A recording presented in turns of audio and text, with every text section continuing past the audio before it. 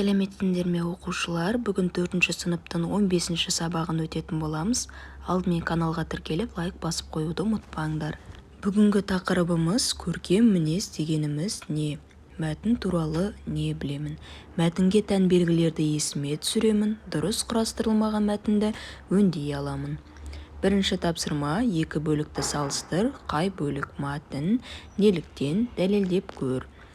Бірінші: жаман адамға да жақсы көзбен қара. Нұрайға тосын сый жасадық, күлкі көңілді көтереді. Екінші: Нұрай ибалы, тәртіпті оқушы. Ол үздік оқушылардың бірі. Сыныптастары оны үлгі тұтады. Мәтінді көшіріп жаз, сөйлемдердің бір-бірімен байланыстырып тұрған сөздердің астын сыз. Бұл екі мәтінде бізде мәтін болып тұрған нұсқа, ол екінші нұсқа. Себебі неге? Бұл жерде бір ғана адамның жайлы ақпарат беріп жатыр, иә? Яғни бір адамды бірнеше сөзбен сипаттап тұр. Ал бізде бірінші нұсқада әр сөйлем әртүрлі тақырыпта, әртүрлі жағдайдағы сөздер бір-біріне ешқандай қиылысып тұрған жоқ. Ал бұл жердегі бір-біріне байланыстырып тұрған сөздер Нұрай, ол, оны деген, яғни жіктеу есімдіктерінің сөздері. Бұл сөздер мәтіннің бір адам жайлы және сол адамның не істегені жайлы айтуға, табуға көмектеседі екен. Екінші тапсырма: берілген сөйлемдерден тиын мәтінін құрастыр. Ол үшін сөйлемдер өзара мағыналық байланыста болсын. Тиын мәтінін құрастыруда сөйлемдердің қандай байланысу тәсілін қолдандың дейді. Біріншіден, сөйлемдерді оқып шығамыз және де сөйлем реті бойынша орындарын ауыстырып, дұрыс нұсқасын орналастырып шығамыз, иә? Екіншіде сөздердің, яғни мәтін құрастыруда сөйлемдердің қандай байланысу тәсілі қолданды, соны табамыз. Үшіншісінде балалардың әрекетін бағалаймыз, яғни олар тиынды қызықтау үшін келді ме, әлде олар тиынге қамқорлық жасау үшін келді ме деген сияқты. Сөйлемдерді дұрыс орналастыру арқылы біз мынандай мәтін аламыз. Тиын саябақта тіршілік етеді. Бірде оған оқушылар жаңғаға келеді. Тиын жаңғақты тез қағып алды. Тиынның мұнысы балаларға қызық көрінді.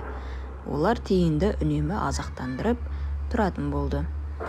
Яғни бізде осылай дұрыс мәтін орналасады екен. Енді бұл жердегі байланысу тәсілі, бізде екі тәсіл көріп тұрмыз. Біріншіден, тиын деген сөздің жиі қайталануы. Яғни сөздердің қайталануы арқылы байланысу тәсілі.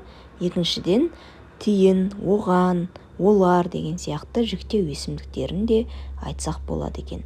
Ал ең соңындағы үшіншісінде екі нұсқада сәйкес келеді. Себебі балалар біріншіден қызық көру үшін келді. Екіншіден, оған қызық көре отырып, тамақтанған, оған тамақ беріп, жаңғаға келіп, қамқорлық жасады. Үшінші тапсырма: байланысу тәсілдерін пайдаланып, мәтінді көшіріп жаз. Таған көгершіндердің даяр тамақта жылы орында тұрғанын көрді де, жүнін ақ бояумен бояп соларға келіп қосылды. Түнде ол өзінің қай жерде екенін ұмытып, өзінше айғай салды. Сонда көгершіндер оған бөтен құс екенін, оның бөтен құс екенін біліп қуып жіберді.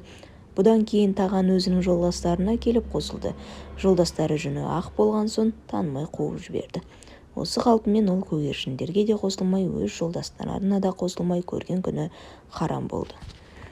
Мәтіннің мазмұнына сәйкес келетін тақырыптың қысқаша атауын таңда дейді. Яғни таған, көгершіндер, көрсе қызар. Таған не үшін ешкімге қосылмай жалғыз қалды? Берілген пікірлердің қайсысы дұрыс деп ойлайсың? Өз көзқарасыңды білдір дейді. Біріншіден, ауырдың үстінен жеңілдің астымен өмір сүргісі келді. Өз туыстары қуып жіберді.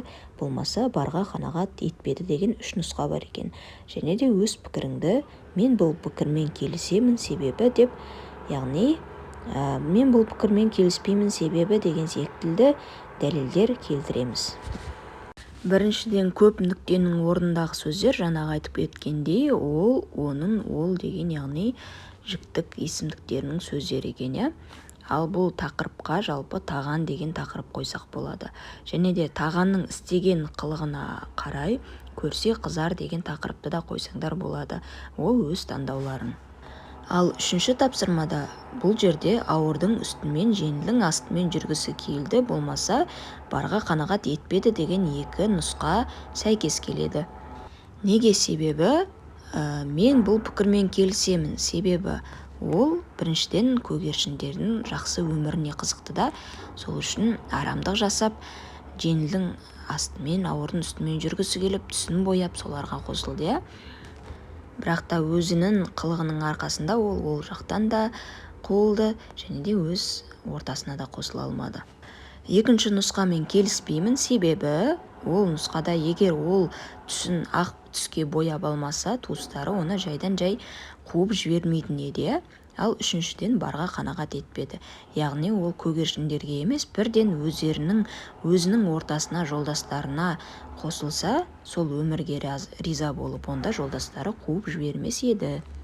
Төртінші тапсырма көргені бойынша жазып шыққан оқушы қыздың мәтінін ретке келтіріп жаз дейді. Бірде ол балапандарын ілестіріп көлшікке келді. Суға алдымен қаз сүңгіді. Жазда мен қазының балапандарын қалай шомылдырғанын көрдім. Балапандары да сырғи жүзіп суға сүңгіп шығып жатты. Мен қызға қарап тұрдым. Мәтінін қалай болып шықты көшіріп жазып оқы дейді. Тапсырманың басындағы, яғни сұраққа біз сөйлемге мән берсек, мысалы көргені бойынша жазып шыққан деп тұр. Демек, бір оқушының қай кезде көргені, яғни сөйлемді бастау үшін біз жазда мен қаздың балапандарын қалай шомылдырғанын көрдім деп бастайды екенбіз. Яғни біз нақты мәтін кім жайлы екенін, не жайлы екенін осы тақырыптан басынан ашамыз. Ал бірде ол балапандарын ілестіріп деп бірден бастап кетсек, біз нені ілестіріп, қайда барғанын түсінбей қаламыз. Сондықтан дұрыс мәтін шығу үшін бізде мынандай сөйлемдерді осы ретпен орналастырады екенбіз. Жазда мен қаздың балапандарын қалай шомылдырғанын көрдім. Бірде ол балапандарын ілестіріп көлшікке келді. Суға алдымен қаз сүңгіді. Алдымен деп тұр, яғни бұл сөздің бірінші орын алатынын көрсетіп тұр. Одан кейін балапандар да сырғи жүзіп суға сүңгіп шығып жатты. Мен қызығып қарап тұрдым. Яғни соның бәрін көріп, қызығып қарап тұрдым деп сөйлемді бітіреді екен. Дұрыс сөйлем осылай шығады. Осымен бүгінгі сабағымыз аяқталды. Назарларыңа көп рахмет. Сабақта бестік алуларыңа тілектеспін. Каналға тіркеліп лайк басып кетуді ұмытпаңдар. Сау болыңдар.